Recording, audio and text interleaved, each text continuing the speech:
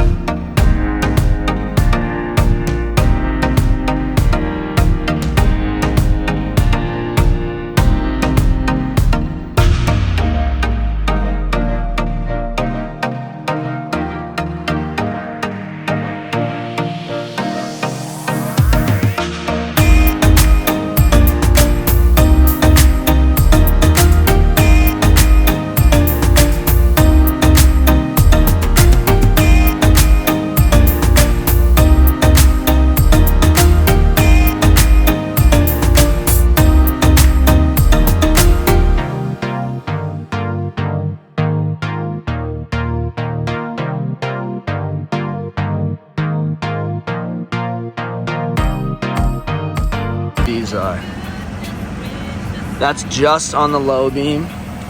I got a couple more bulbs coming from these guys. We're gonna do a high beam, and we're also gonna do the turn signal in here.